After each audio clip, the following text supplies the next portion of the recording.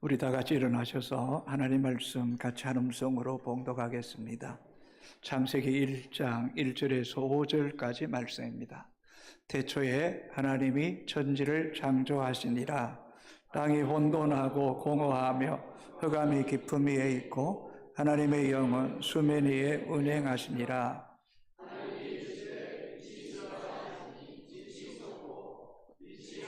보시기에 좋았더라. 하나님이 빛과 어둠을 나누사 하나님이 빛을 낮이라 부르시고 어둠을 밤이라 부르시니라. 저녁이 되고 아침이 되니 이는 첫째 날이니라. 아멘. 착석하시겠습니다. 새해에도 주를 전심으로 사랑하고 주의 법도를 생명같이 귀히 여김으로 하나님께서 여러분의 영과 육을 강하게 하시고 또 주께서 약속하신 복을 온전히 받아 누리는 한 해가 되기를 주님의 이름으로 축복합니다. 오늘은 성경 153 올람 운동의 첫째 주일이고 또 첫 번째 설교를 하게 됩니다. 이제 새로운 일에 도전하고 또 새로운 역사를 이루어가는 그런 한 해가 되기를 진심으로 소망합니다. 혼돈, 무질서, 흑암이 깊음 가운데 있을수록 하나님 백성들은 하나님께로 돌아가야 됩니다. 옛적 길, 선한 길, 하나님이 본래 계획하신 그 길로 돌아갈 때에 우리의 삶에 빛이 비춰지고 또 하나님의 인도하심을 받는 놀라운 은혜가 있게 될 줄로 믿습니다. 진심으로 부탁드리고 싶은 것은 여러분 말씀 함께 나누고 또 가정 예배를 자료를 통해서 꼭 주중에 한 번 온 가족이 모여서 가정 예배를 꼭 드려주시기를 바랍니다. 혼자 계신 분도 이 가정 예배 자료를 가지고 혼자 예배 드려도 됩니다. 부부가 같이 예배 드려도 됩니다. 또 기간 모임을 가질 때도 여러분 그저 세상 이야기 자꾸 하려고 하지 말고 좀 용기를 가지세요. 야, 우리도 좀 주신 말씀 듣기만 하지 말고 은혜 받았던 것 좀 같이 나누자. 좀 이런 창조적이고 긍정적인 사람이 좀 용기 있게 고백하고 그래서 기간 모임을 할 때마다 그저 가정 예배 자료를 통해 간단하게라도 말씀을 나누고 또 목장 예배도 이 자료를 활용할 수 있게 되기를 정말 부탁드립니다. 창세기는 성경 66권을 여는 열쇠와 같은 것이 이 창세기의 말씀입니다. 일반적인 책을 보면 서론이 있고 본론이 있고 결론이 있습니다. 그러나 하나님의 말씀, 특별히 창세기는 서론도 없습니다. 본론도 없습니다. 결론도 없습니다. 설득하려고도 하지 않습니다. 선포만 있을 뿐입니다. 태초에 하나님이 천지를 창조하셨느니라 라고 선언하고 있습니다. 왜요? 하나님은 스스로 독립적으로 존재하시며 인간의 어떤 이 동의나 설득을 필요치 않은 분이기 때문입니다. 그래서 왜 하나님이 존재하셨는지 또 창조 이전에 뭘 하셨는지에 대해서 설명하지 않습니다. 다만 선언만 있을 뿐입니다. 태초에 하나님이 천지를 창조하셨느니라고 말입니다. 여러분, 토기 그릇이 토기장에게 왜 나 이렇게 작게 만들었냐, 왜 크게 만들었냐, 왜 이렇게 못생기게 만들었냐고 항의할 이유가 없습니다. 토기장의 목적과 계획대로 만들었을 뿐이고 그 목적과 계획대로 사용됨을 통해서 토기의 그릇은 자기 소임을 다하는 것이기 때문입니다. 그래서 하나님께서도 태초에 하나님이 천지를 창조하셨다라고 선언하고 계시는 것입니다. 이 1장 1절에 태초의 말을 한번 빼보면 이렇게 됩니다. 하나님이 천지를 창조하시니라. 또 천지를 빼보면 하나님이 창조하셨느니라. 창조하셨느니라 빼버리면 하나님밖에 남지 않습니다. 창세기 1장은 1절에서 31절까지 기록되어 있습니다. 그런데 이 31절 가운데 하나님이라는 단어가 32번이나 기록되어 있습니다. 온 우주 만물은 하나님이 창조하셨고 온 우주 만물 속에는 하나님의 말씀, 하나님의 숨결로 가득 차 있다는 겁니다. 하나님은 온 우주에 충만하신 분이라는 겁니다. 창세기 1장 1절에서 5절까지 다시 한 번 더 우리 큰 소리로 같이 읽도록 하겠습니다. 태초에 하나님이 천지를 창조하시니라. 땅이 혼돈하고 공허하며 흑암이 깊음 위에 있고 하나님의 영은 수면 위에 운행하시니라. 하나님이 이르시되 빛이 있으라 하시니 빛이 있었고 빛이 하나님 보시기에 좋았더라. 하나님이 빛과 어둠을 나누사 하나님이 빛을 낮이라 부르시고 어두움을 밤이라 부르시니라. 저녁이 되고 아침이 되니 이는 첫째 날이니라. 아멘. 태초에 하나님이 천지를 창조하시니라. 이 선언 속에는 하나님이 만물이 있기 전에 선재하신 분이었고 그 선재하신 분이 태초에 천지를 창조하시고 지금도 다스리고 계시고 영원까지 존재하시는 하나님이라는 겁니다. 그래서 계시록 1장 8절은 이렇게 기록합니다. 같이 읽습니다. 주 하나님이 이르시되 나는 알파와 오메가라. 이제도 있고 전에도 있었고 장차 올 자요 전능한 자라 하시더라. 아멘. 여러분 자세히 말씀을 묵상해 봅시다. 하나님은 창조 전에도 계셨고 지금도 계시고 또 장차 올 자고 전능하신 하나님이고 시작이요 끝이요 하나님은 영원토록 존재하시는 영존하시는 하나님이다. 우리는 그 하나님이 창조하시고 다스리는 세계에 사는 유한한 피조물임을 여러분 잊지 마셔야 됩니다. 다시 말합니다. 온 우주 만물의 시작도 중심도 끝도 하나님이고 우리 인간의 시작도 중심도 끝도 하나님입니다.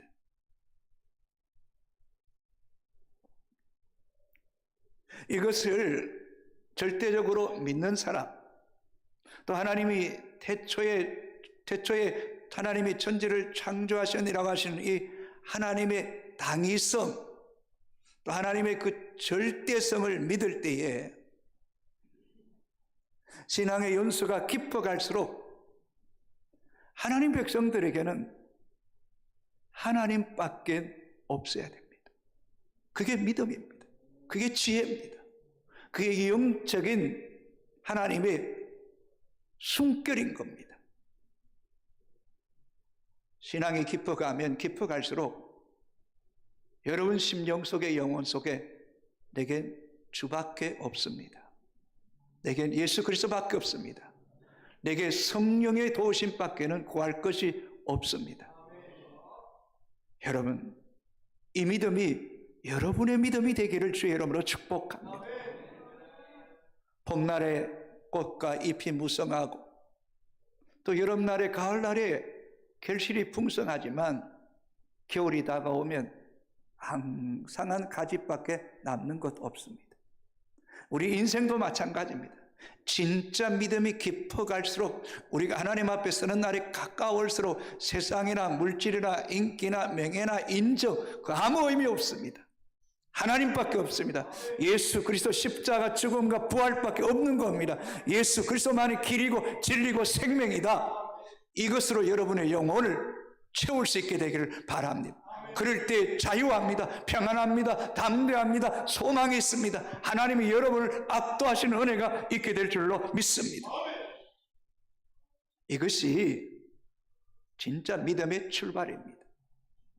이것이 우리 신앙인의 기독교적인 세계관이고 창조관을 가지는 것입니다. 감기나 몸살이 걸렸을 때 병원 갑니다. 의사의 진단과 함께 때로 주사를 놔줍니다. 처방전을 받습니다. 약국에 가서 약을 조제해서 약을 먹습니다. 여러분 이 가운데 이 주사가 어떤 액체가 있고 어떤 성분이 들은지 조사하는 사람 아무도 없습니다. 약을 먹을 때 캡슐에 어떤 역할하고 안에 어떤 내용이 드는지 모릅니다. 다만 의사와 약사를 신뢰할 뿐입니다. 알고 보면 이 세상은 믿음으로 살아가는 세상이라는 것입니다.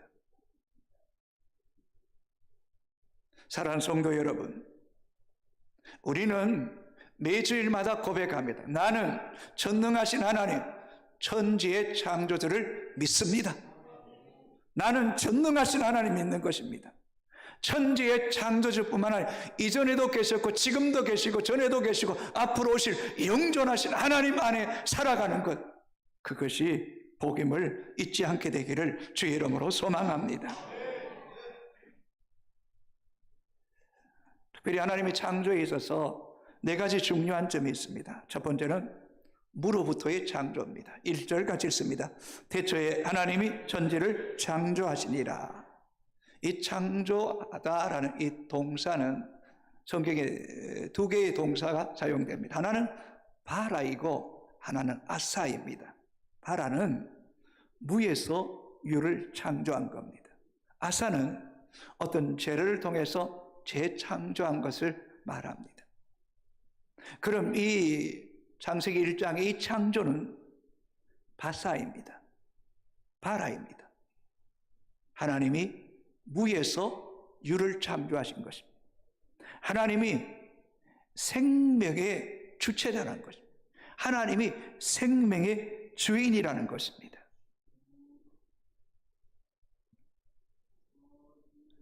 인생은 나를 알 때 자신을 아는 게 아닙니다. 인생은 창조주 하나님을 바로 알 때에 내 자신을 알게 되는 것입니다. 또한 내 인생이 아니라 하나님의 피조물이고 하나님의 뜻과 목적에 따라 지음받은 존재임을 깨달을 때에 진짜 우리 인생이 하나님의 인도함을 받게 된다는 것입니다. 그러므로 사랑하는 성도 여러분, 하나님이 토기장이가 토기를 빚듯이 하나님이 우리를 이 땅에 보내신 목적과 이유를 깨달을 때에 여러분 인생이 새로운 시작이 된다는 것을 잊지 않게 되기를 바랍니다. 두 번째, 혼돈과 공허로 무질서. 1장 2절을 같이 읽겠습니다. 땅이 혼돈하고 공허하며 흑암이 깊음 위에 있고 하나님의 영은 수면 위에 운행하시니라. 혼돈, 토우, 버려진 황무지, 혼란한 상태, 공허, 보호라는 히브리어는 텅 빈 허무입니다. 여러분, 이 단어는 비슷한 단어입니다. 뚜렷이 구별되는 단어가 아니라 비슷한 단어인데 창조 이전에 어떤 실체나 가치가 없었을 뿐만 아니라 매우 혼돈스럽고 공허해서 무질서한 상태, 카오스의 세계 속에 존재했다는 것입니다. 그 위에 흑암이 깊음 위에 있었으니 그 혼돈, 그 공허, 실체 없는, 정말 항폐하기 그지없는, 어쩌면 쓰레기 더미와 같은 존재였다는 것을 성경은 우리에게 말씀해 주고 있습니다.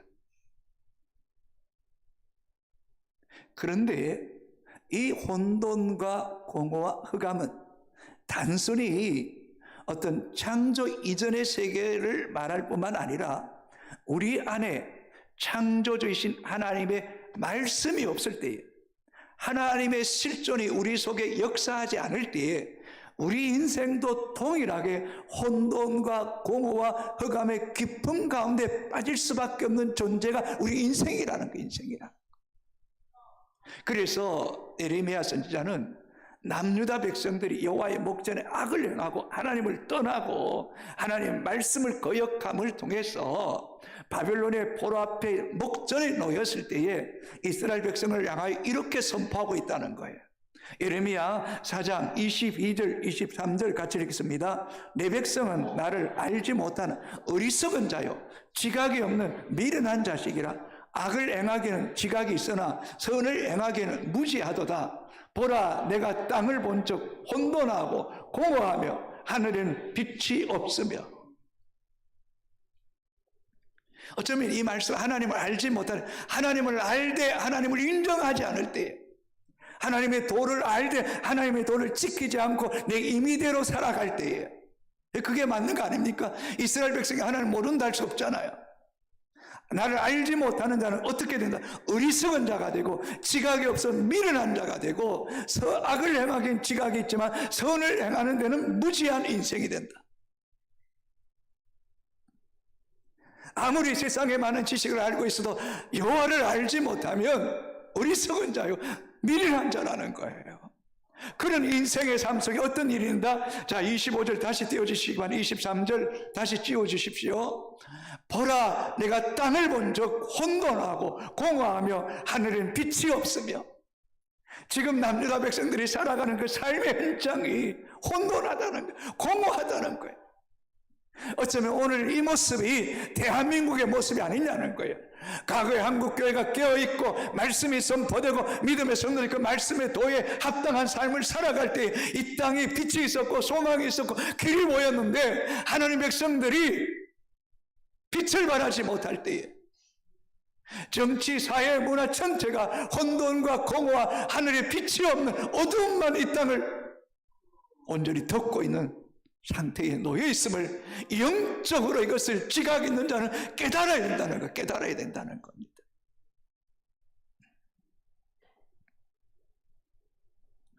이 절을 같이 읽겠습니다. 땅이 혼돈하고 공허하며 흑암이 깊음 위에 있고 하나님의 영은 수면 위에 운행하시니라. 하나님의 영, 성령을 말씀합니다. 성령이 이 혼돈하고 공허하고 흑암이 깊은 가운데 있을 때 하나님의 영이 수면에 운행했다. 이 운행하다는 말은 히브리어로 라프라는 단어입니다. 이 단어는 새가 알을 품다, 또 새가 그 둥지에 너풀거리며 일하기 시작하는 거죠. 여러분, 하나님이 우리를 품으시고 하나님이 우리 가운데 일하기 시작할 때에 혼돈이 떠나갑니다. 카오스, 무질서가 떠나갑니다. 코스모스, 새로운 질서가 생기고 조화와 아름다움의 역사가 일어납니다. 아멘. 특별히 예수 믿고 구원받은 하나님 백성들은 이제는 우리가 영적으로 하나님의 말씀을 품어야 됩니다. 예수 그리스도의 마음을 품어야 됩니다.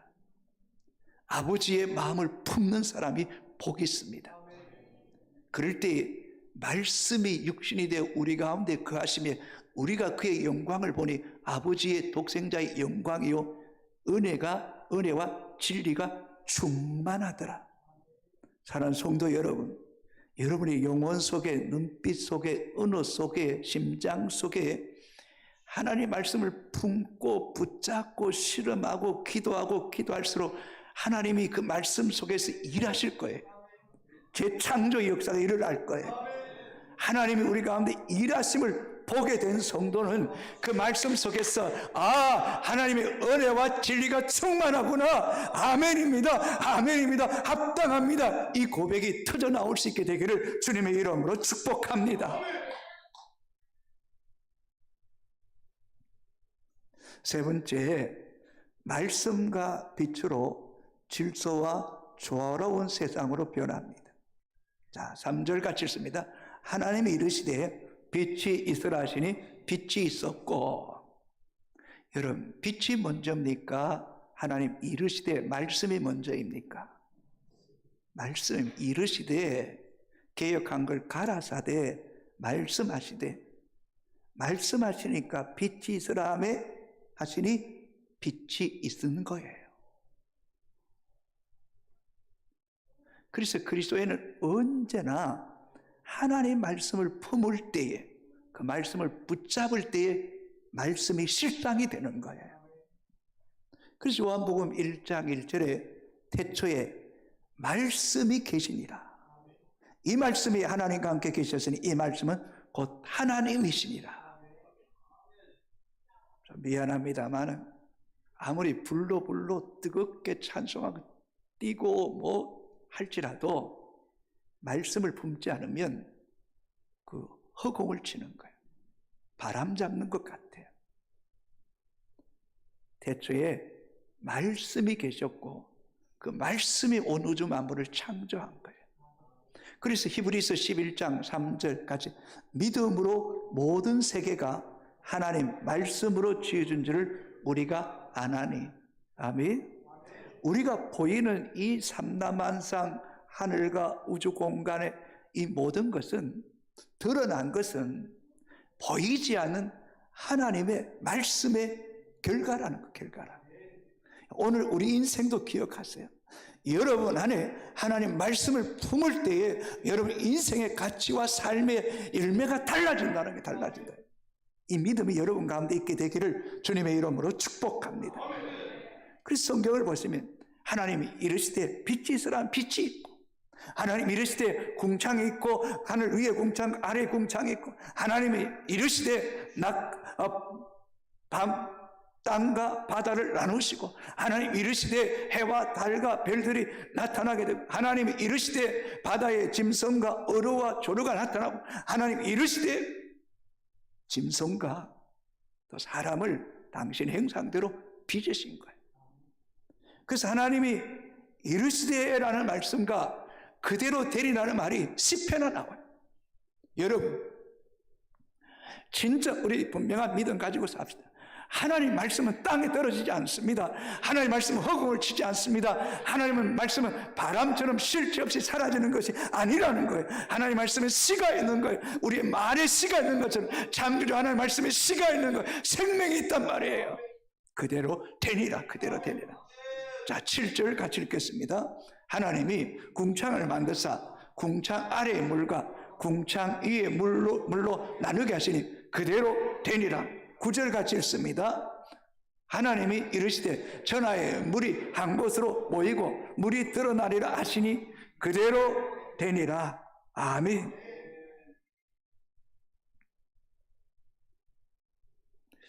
그래서 하나님께서 예수님께서 이런 말씀하잖아요.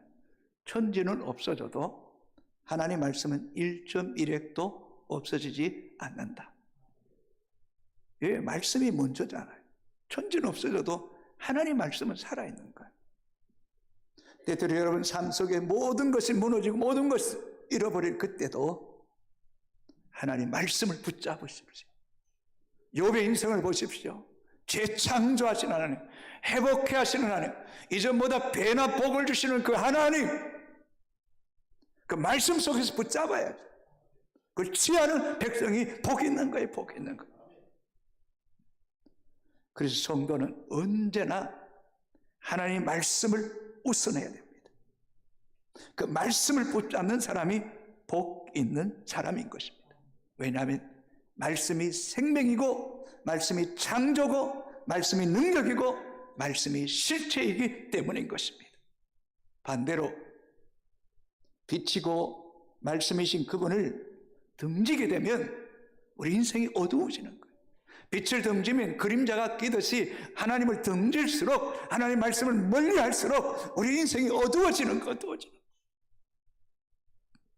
하나님 말씀이 그 분기점이 되는 거예요. 그 말씀이 빛이 되는 것처럼 빛을 따라가느냐 빛을 등지느냐에 따라서 우리 인생이 달라지는 거예요. 그만큼 우리의 삶의 신앙의 중심을 하나님께 둬야 돼. 이 기독교적인 가치가, 기독교적인 세계관이 분명해야 된다는, 분명해야 된다는.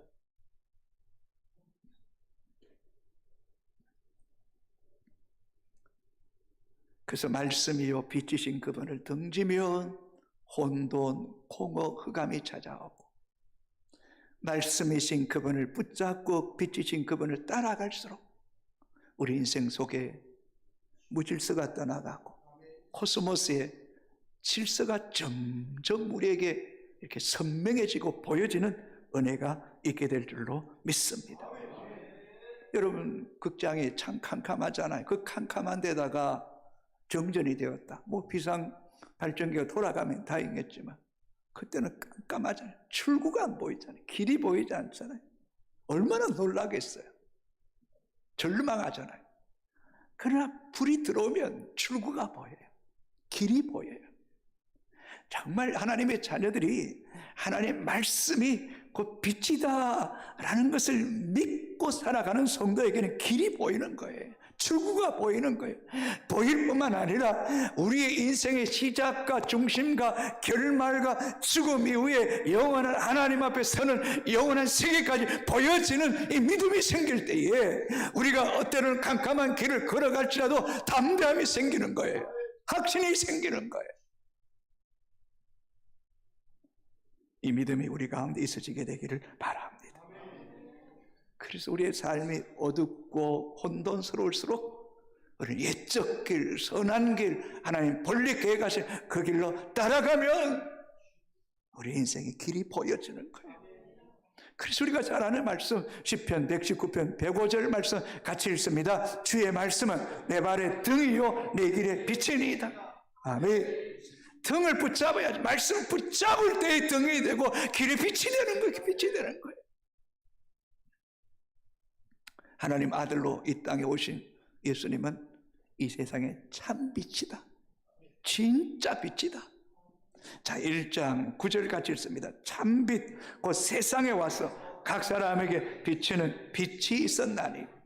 이 말씀도 자세히 보세요. 참빛이 왔는데 각 사람에게 비치는 빛이라는 거예요. 놀랍지 않나요?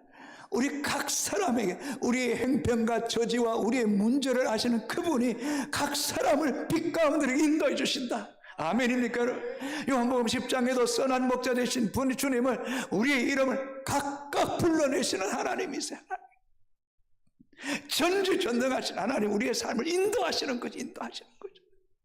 이게 깨달아주신 분, 아멘? 아멘? 아무리 생각해도 나는 정말 초라하고 보잘것없는 존재인데 어떻게 여기까지 나를 인도하시는지 난 알 수 없는 거야. 알 수 없는 거야. 그러나 그분이 각각 빛으로 인도하셨기에 여기까지 올 수 있는 거예요. 성경을 보십시오. 마가복음 5장에 거라사 군대 귀신 들렸어요. 거처가 무덤이에요. 쇠사슬로 묶고도 이게 제어가 되지 않아요. 그러나 빛이시고 말씀인 주님이 오셔서 귀신아 그에게 나오라 하시면 귀신이 떠나가고 정상적인 자리로 돌아가게 하시는 분이 우리 주님이잖아요. 우리 주님. 누가복음 19장에 삭개오 세리자, 돈이면 인생은 해결된다고 생각했는데 많은 돈을 가져도 공허함과 혼돈과 어둠 속에 방황할 때에 예수님 만나고 싶은 마음이 들어서 돌감람나무에 올라가고 주님이 삭개오야 오늘 내 집에 유하여야 되겠다고 말씀할 때 주님을 인격적으로 만나고 나니까 그토록 사랑의 돈을 내 소유의 절반을 다른 가난한 자에게 주고 내가 네 것을 도중에 4배나 갚겠다고 인생이 뒤집어지는 거야. 뒤집어져. 요한복음 11장에 나사로가 죽은 지 나흘이 되었어요. 냄새나요. 그 무덤 앞에 오셔서 나사로야 나오라 하니 나사로가 죽은 자가 수족을 배로 동인 채로 살아서 나오는 거예요. 왜요? 생명의 주인이 예수 그리스도잖아요. 우리 하나님이 생명의 주인이시잖아요. 주인. 사도행전 9장에 유대교의 종교의 율법주의의 영적인 눈이 가려워서 주님을 보지 못하고 예수 믿는 사람 모두를 색출해서 죽으려 했던 그가 다메섹 도상에서 하나님 보내신 찬란한 빛을 보고 꼬꾸라지면서 그 인생이 뒤집어지잖아요. 완전히 바뀌어버리잖아요. 카오스 세계에서 코스모스 질서 있는 세계로 인류 역사의 가장 위대한 선교사로 그의 삶을 바꿔놓으시는 그분이 예수 그리스도시에요. 누가복음 15장 아버지 품을 떠나 아버지 말씀을 거스리고 떠나는 그 인생은 혼돈과 공허와 정말 흑암 속에 있고 돼지가 먹는 쥐 없는 열매라도 흑이진 배를 채우지 못해서 이래서 내가 죽겠구나. 내 아버지 집에는 분군들도 넉넉히 먹는데 이제 내가 아버지 아들이라 그름을 감당치 못하겠노라고 품꾼의 하나로만 나를 사용해 주신다면 그것으로 족하겠다고 결단하고 아버지 집으로 돌아가니 아버지는 그 아들을 어깨에 안고 입을 맞추고 가락지를 끼워주고 채색 옷을 입히고 살찐 송아지를 입혀를 시고 신을 신겨주시고 모든 신분과 권위를 한순간을 해롭게 하시는 분이 우리 예수 그리스도. 그러니 이 빛이신 주님을 따라가는 것이 얼마나 복 있고 가치 있는 인생인가를 여러분 잊지 않게 되기를 주님의 이름으로 축복합니다. 세상과 하나님 사이 양날이 걸칠 것이 아니라 여러분 말씀이고 빛이신 생명이신 그분을 믿을수록 여러분은 어린아이처럼 단순하셔야 돼요. 단순하셔야 돼요. 심플하셔야 돼요. 간결하셔야 돼요. 규모 있어야 돼요. 질서 있어야 돼요. 웬만한 곳에 여러분 마음과 생각을 빼앗기지 마십시오. 세상의 물질의 명예의 권력에 너무 발을 디디지 마십시오. 그것만을 따라가십시오. 자유가 있고 평안이 있고 소망이 있고 담대함이 있고 지혜가 있고 능력이 있는 그분 안에 살아갈 때 늘 내적인 고요함, 평안함, 주를 바라볼 때마다 새 힘을 주시는 그 은혜를 빼앗기지 않게 되기를 주님의 이름으로 축복합니다. 그래서 요한복음 8장 12절 같이 읽겠습니다. 큰 소리를 씁니다. 시작. 예수께서 또 말씀하여 이르시되 나는 세상의 빛이니 나를 따르는 자는 어둠에 다니지 아니하고 생명의 빛을 얻으리라. 아멘. 자, 우리 같이 한 말씀 있도록 하겠습니다. 시작. 하나님 말씀과 빛이신 예수님이 함께하는 곳에는 혼돈에서 질서와 조화가 이루어지고 공허에서 의미와 가치가 있는 삶으로 바뀌고 흑암에서 빛으로 절망에서 소망으로 인도를 받아 그리스도 안에서 풍성한 삶과 영원한 생명을 누리게 된다. 아멘입니까 여러분? 여러분 이것이 아멘이 아니라 실제 내 삶의 고백입니다 라고 고백하는 저와 여러분이 될 수 있게 되기를 주의 이름으로 축복합니다. 네 번째 마지막에 진화론이냐 창조론이냐 우주의 기원 생명의 기원. 진화론은 어떻게 보면 우연의 가치관입니다. 진화론자는 우주가 빅뱅했다고 대폭발에 의해서 만들어졌다라고 주장합니다. 이게 얼마나 허무맹랑한 이야기입니까? 미국에 같이 읽도록 합시다. 미국의 생물학자 에드윈 코클린 교수는 진화론의 허구성을 이렇게 꼬집습니다. 인쇄소가 폭발한 결과 아무런 원고도 없었는데 갑자기 대형백과사전이 만들어지고 제본이 되어져 세상에 나왔다고 하는 것과 조금도 다를 바 없다. 아니 백사장에 한 1000년 만년이 지나니까 롤렉스 금시계가 생겼대요. 해운대 백사장에 가면 그렇게 있대요. 만들어진대요. 누가 믿겠어요? 한동대 총장을 지냈던 김정길 박사는 서울대 금속공학과를 나오고 미국 항공우주 나사에 근무했던 분입니다. 그분이 이렇게 이야기합니다. 지구가 수억 년이 지나도 무생물에서 생명이 우연히 만들어지는 일은 절대 있을 수가 없다는 거예요. 무생물이 생물로 바뀌는 일은 지금도 아무리 과학이 발달해도 안 됐다는 거죠. 찰스 다윈은 인류의 진화 과정을 이렇게 표시하지 않습니다. 여러분 과학책에 많이 보셨잖아요. 원숭이나 고릴라 그쪽에서 네 발로 걷다가 직립보행하게 됐. 지금 또 아프리카에서 원숭이 나와야 되고 지금 또 동물원에서 참 원숭이가 시간이 지나면 사람으로 나와야죠. 그렇게 이야기하면 진화론자들은 그게 하루아침에 되는가 수천 년 수만 년이 지나야지 인간이 되지 그렇게 말합니다. 그런데 여러분 5억 년이 지난 바퀴벌레나 또 5천만 년이 지난 박쥐가 이렇게 오래되어서 석화되었는 것 모양을 보니 그때나 지금이나 똑같다는 거예요. 똑같다는 거예요. 전혀 진화된 것이 없었다는 겁니다. 이미 과학자들도 진화론을 버린 지가 꽤 오래됐다고 합니다. 그런데 왜 폐기하지 않느냐? 또 다른 우주의 기원, 생명의 기원을 찾을 수가 없기 때문이라는 거예요. 그런데 간단해요. 성경에 보면 다 나와 있어요. 근데 성경을 인정하고 싶지 않은 거죠. 성경은요, 그 전에 한 번 더 글을 읽어볼까요? 1668년 레디의 실험과 1864년 파스텔의 실험은 이 이론을 뒤집었다. 이 실험을 통해 모든 생명은 기존 생명체에서 발생된다는 결론을 도출해냈다. 성경은 하나님께서 모든 식물도 종류대로, 바다의 짐승도 어류도 하나님 모든 종류대로, 이 짐승도 가축도 하나님 모든 종류대로 처음부터 하나님께서 그렇게 만드셨다는 거예요. 아멘입니까, 여러분? 자, 성경 읽어봅시다. 창세기 1장 21절 25절.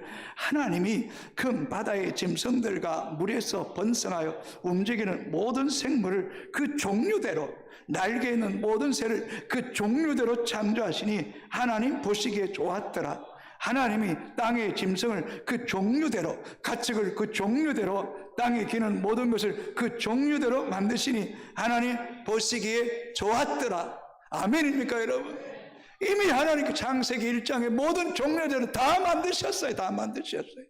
빅뱅이 아니라는 거예요. 진화가 아니라는 거예요.